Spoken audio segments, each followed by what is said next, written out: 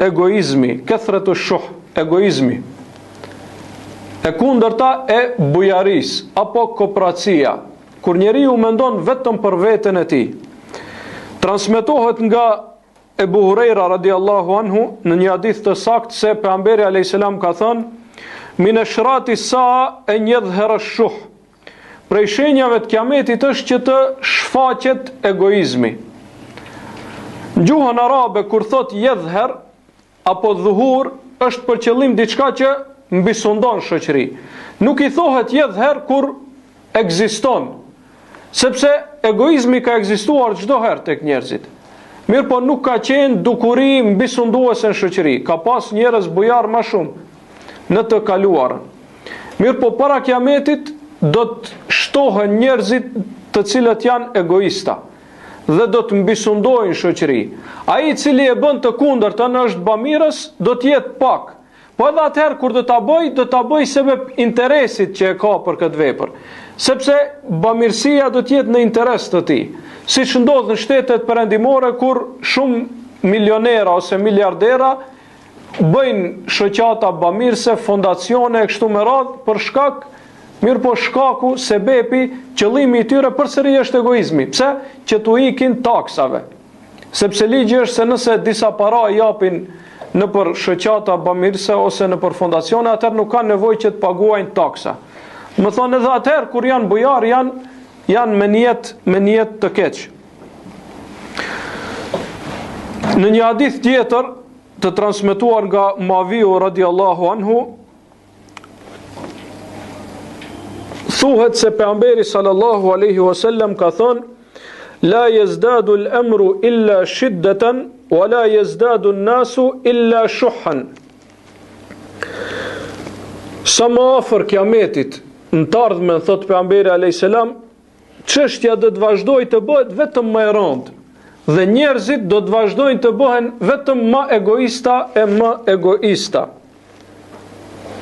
Dhe egoizmi është karakteristika apo cilësi e urryer. Allahu subhanahu wa taala e ka ndaluar dhe ka thonë se kush mbrohet prej tij është prej të shpëtuarve.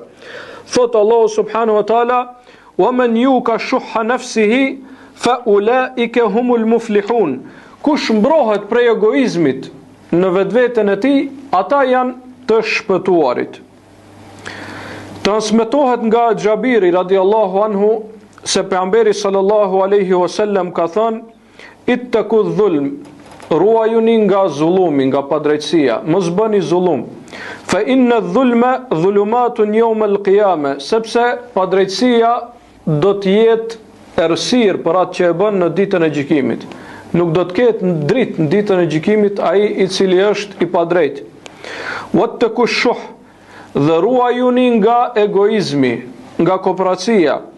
Fa inna shuhha, sepse egoizmi i ka shkatruar ata që kanë qenë para jush.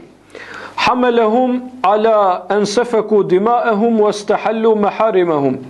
I dërgoi që ta derdhin gjakun e njëri tjetrit dhe t'i bëjnë të lejuara pasurinë e njëri tjetrit, ta bëjnë të lejuar pasurinë e njëri tjetrit.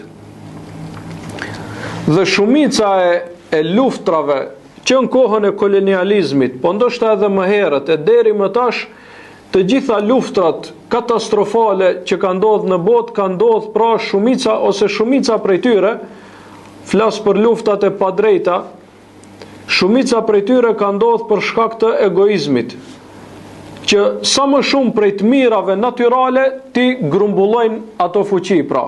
Kanë shkuar në një vend dhe i kanë masakruar banorët e vendit dhe ua kanë marrë të gjitha të mirat që ata i kanë poseduar.